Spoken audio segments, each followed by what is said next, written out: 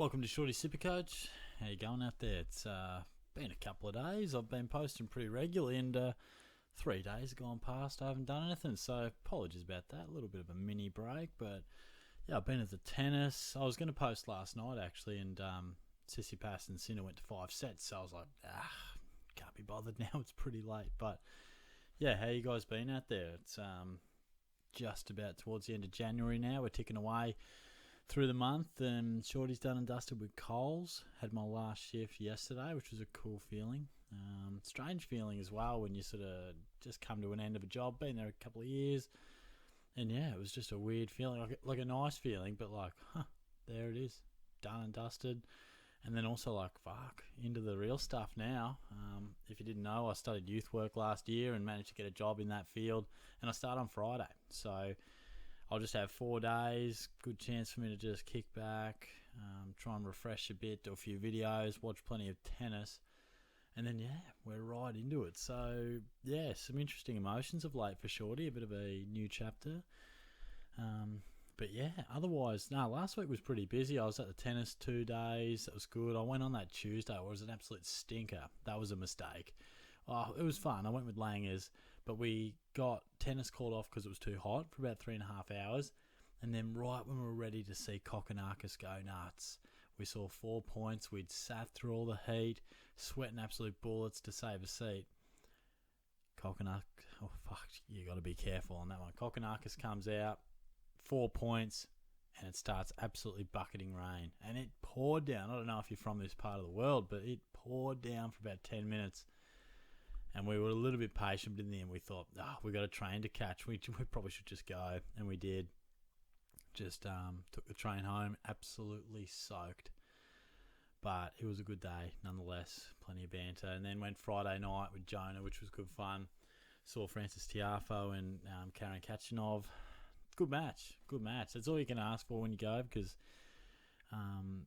it's really just luck of the draw. Some matches look like could be 5-setters. Then they aren't, and then others that you don't expect go the distance. So, it was a good day, but yeah, it's been a good few days, just playing some golf, watching plenty of tennis. But yeah, I thought, gee, I've definitely got to get a video pumping out there. So here we are, taking a look at the Saints. Now, if you're enjoying these club by club previews, I'd love for you to let me know.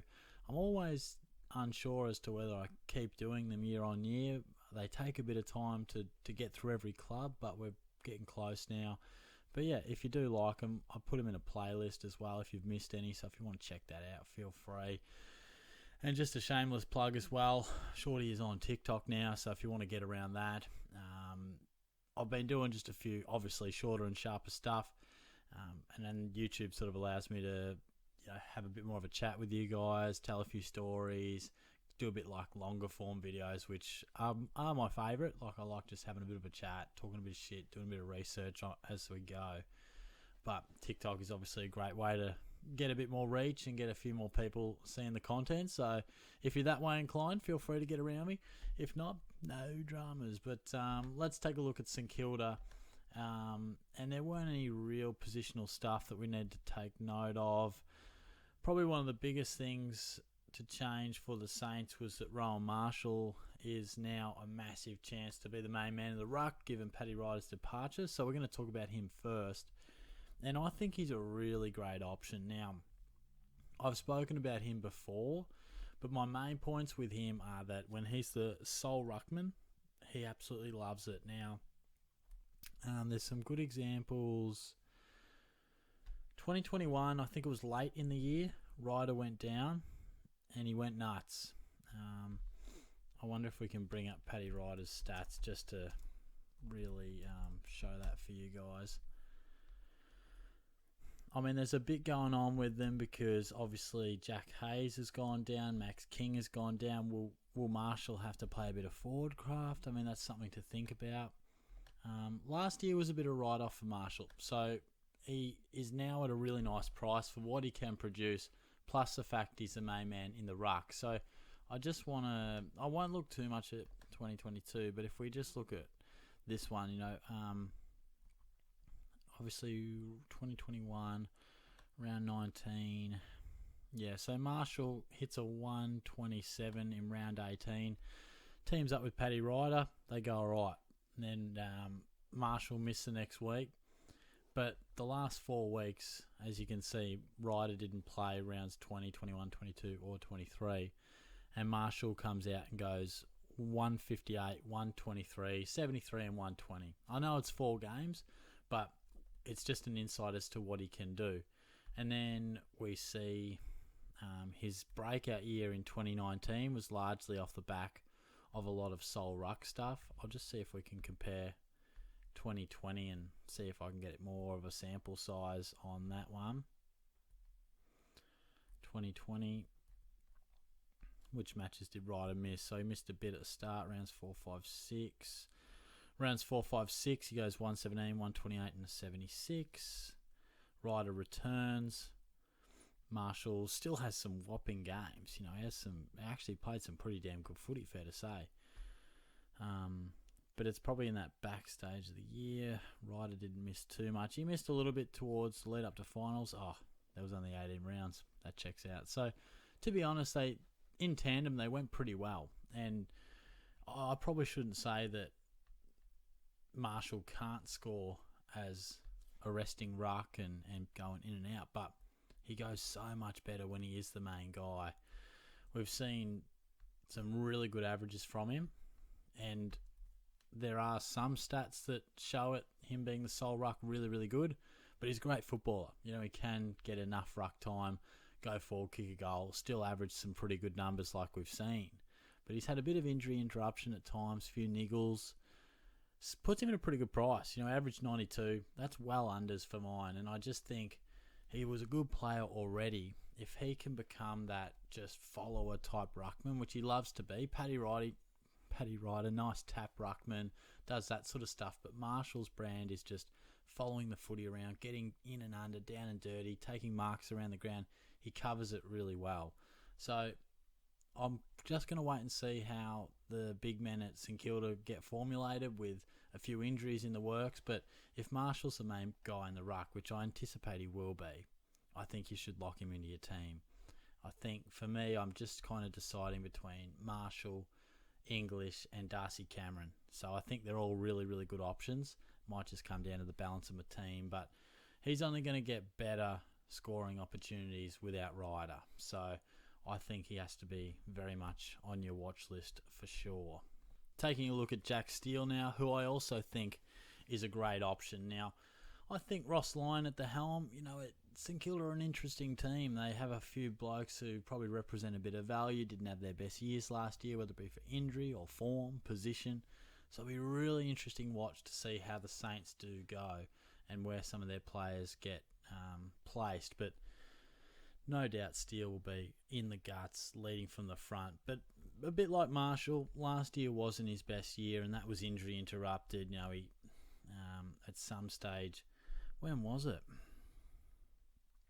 Oh, that's right. Started the year really, really well, and then he picked up something. I remember hearing murmurs in rounds 8 and 9. You know, he's scoring 70s, and then it came clear that he's probably got something, and then he missed a big chunk of footy, as you can see.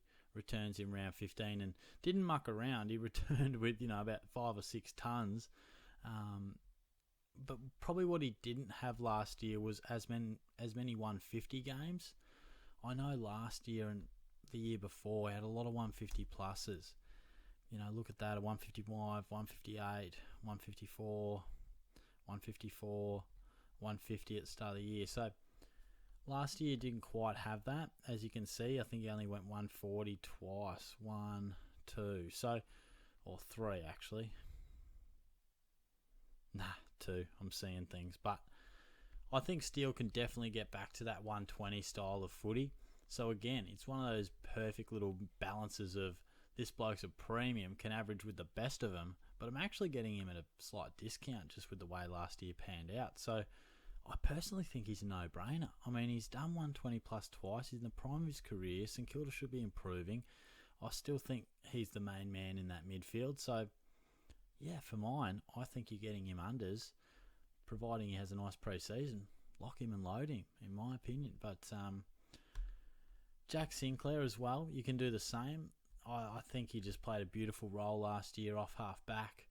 one of my boys, actually. I was onto him pretty early, had him in a few draft leagues. Couldn't quite get him into Classic as quickly as I would have liked, but had some really good footy in 2021 towards the back end where he did play that halfback role and didn't quite get the numbers he got last year, but it was a bit of a building block, a bit like Caleb Daniel when he ended that year off halfback and then the next year was outstanding. And he was a picture of consistency, barely went under 100, and when he did, it wasn't a disaster either. So I think for Sinclair, it's pretty straightforward. You're going to get what you pay for. The only thing I'd say is there's always a little bit of risk when a guy's only had one premium season, but he looks to be the main distributor off halfback for the Saints, taking kick-ins. He's just a really nice link player and a good user of the ball, so a bit of a no-brainer. Obviously, you pay a premium price, and I know some people get a little bit nervous when they've just broken out, first premium year. Can we trust him like some of the others? I think you can. He's not necessarily in my team at the moment. I think I've got Tommy Stewart in there, sort of a similar position in D1, but that's not to say he couldn't come into my team at some stage. So he's a good option and definitely consider. Now this last one, Hunter Clark, this might not be everyone's cup of tea, but look, this stage last year, no one was really talking about George Hewitt. And then all of a sudden, he gets a nice role, develops it, and has a fantastic year. Hunter Clark could do something similar. I know Hewitt's a bit different. He came to the club, got that opportunity, but I think Ross Lyon coming to the club could breathe a fresh role for Hunter Clark. And this is absolutely all guesswork for me. This is just pure instinct. I haven't read anything. I haven't had too much inclination as to why or when that might happen, but he's drafted as a midfielder, always been told that he's got midfield capabilities, but it's never quite happened consistently. He's found himself off half-back. He's often found himself injured, head knocks, weird-ass injuries, like sort of impact injuries that are pretty unlucky and unfortunate. And it's never really happened. In his third year, he averaged 81, and we all thought he was trending in the right direction. The last 2 years, heavily interrupted on an injury front. In fact, most of his years have had some sort of interruption, but last year was the worst of them with just 8 games, average of 57. Puts him at a price of around $313, I think it was. So, obviously, this is a wait and see. But I'm hitching my wagon to Hunter Clark early. I've copped a little bit of flack for it, but, it's January. What's the point of getting too serious too early? We may as well have some speculative picks, and Hunter Clark is exactly that. If he does get the midfield role, I think St Kilda will be looking to change some things up, and Ross Lyon will stamp himself on the club. And I just get a feeling, I just get a sense that Hunter Clark could be looked at as the next-gen midfielder for the Saints alongside Steele. I think Crouch is a bit of a yesterday's hero for him. I think they need him in there. So I'm hoping so. He could represent outstanding value and give us an average of 90+.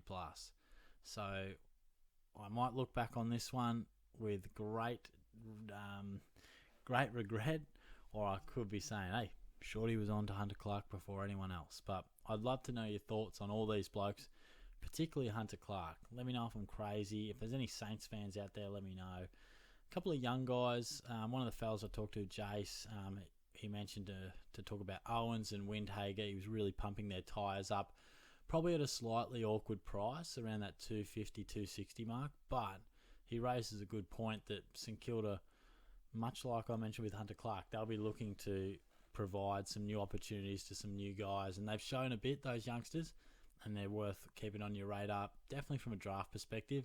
And maybe, if they do get great opportunities, sort of that lower range mid-pricer.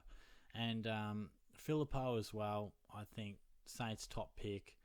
He's a confident man. We heard that all pre-season, didn't we? All pre to the draft, I should say. Very confident in his ability. I reckon he'll debut round 1. He'll get a little bit of midfield time, a little bit of forward time. I reckon he's a strong chance to be a real good option for us in SuperCoach. But again, we'll get a fair bit of that unfolding through the pre-season and getting a bit of a feel for it there. But definitely he's one of the better options as a rookie to take a look at. So that's the Saints. New coach, new opportunities. Give some real good prospects for us in SuperCoach land. I'll be watching the Saints pretty close over the next couple of months. Let me know your thoughts. Cheers.